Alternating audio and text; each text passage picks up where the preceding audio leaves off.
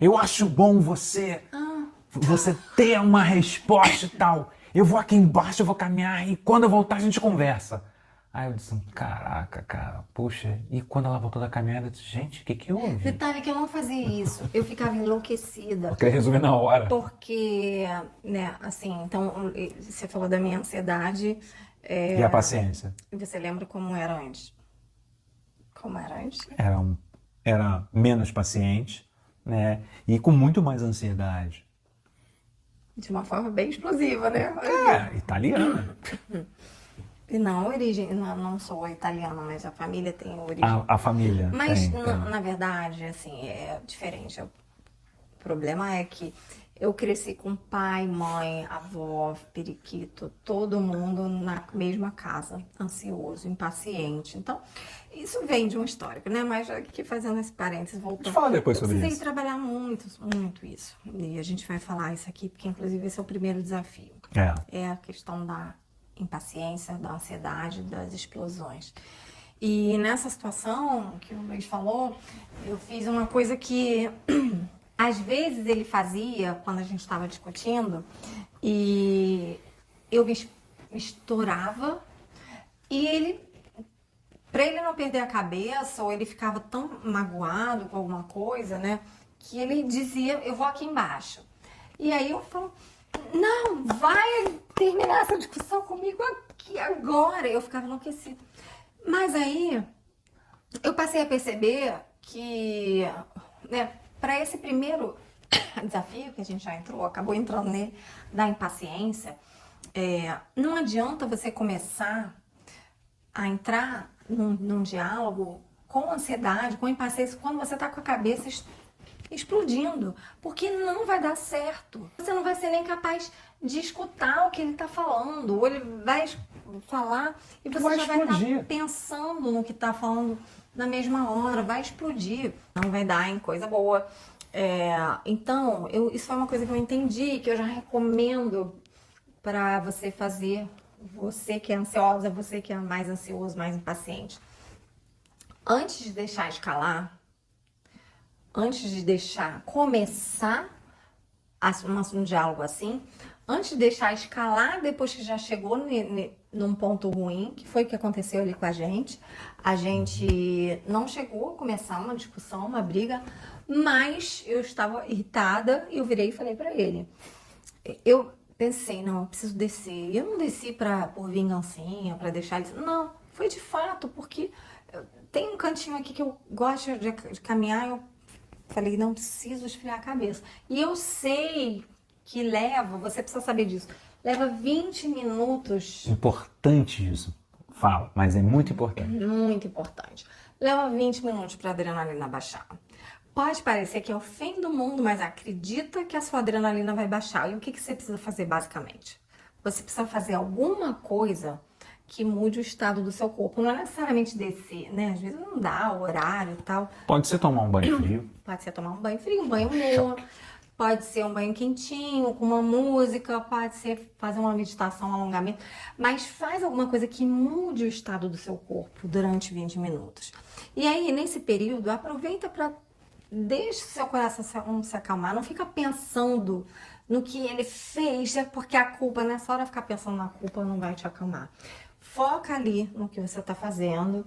Deixa a sua mente ir desacelerando aos poucos, porque ela vai.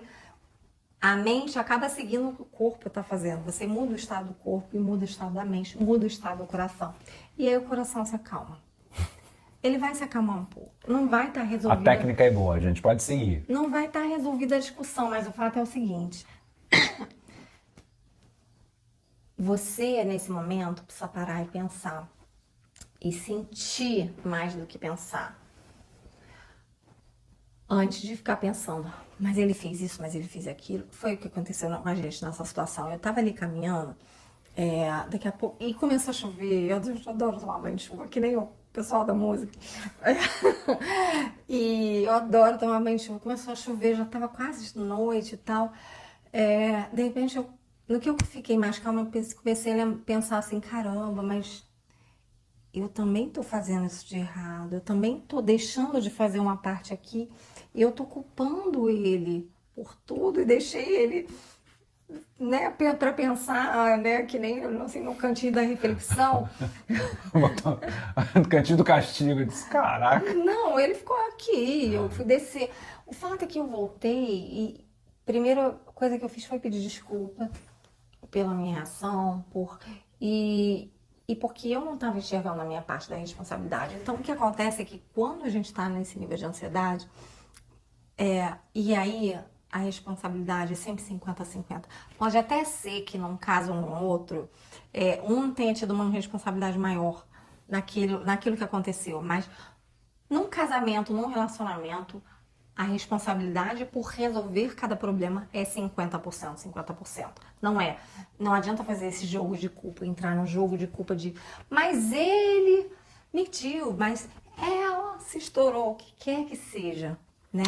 Uma coisa é certa, se você ou ele adotam isso, o caminho, gente, não vai dar certo.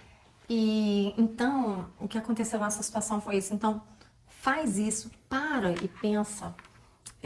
Qual pode ter sido a minha responsabilidade? E se você estiver com o coração fechado demais e muito no jogo da culpa, só para e pensa no seguinte: por que que nós dois estamos juntos mesmo? Por que vocês dois estão juntos?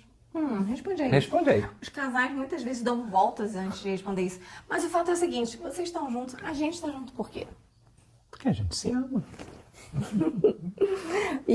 Ai meu Deus. E vocês estão juntos porque vocês se amam. E se vocês estão aqui com a gente, é porque vocês se amam. E mesmo que vocês estejam passando por desafio, vocês querem.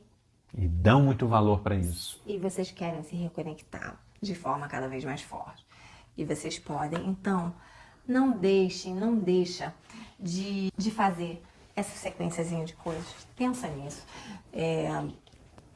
E acredita que isso é um processo, tá? Não adianta achar que você vai fazer isso uma vez e pronto. Não, tem que fazer isso sempre. Isso tem que virar um hábito, né? Afrouxar essa ansiedade, essa impaciência, tem que se tornar um hábito. Pra você, pra ele, pros dois, porque às vezes é dos dois. É mesmo.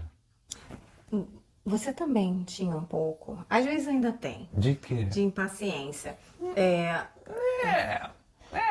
E eu achava que não, mas foi quando a minha ansiedade, minha impaciência foi baixando que eu fui percebendo, peraí, o Luiz também tem uma ansiedadezinha, né? Ele, muito menos do que eu, mas em geral o fato é que todo mundo tem.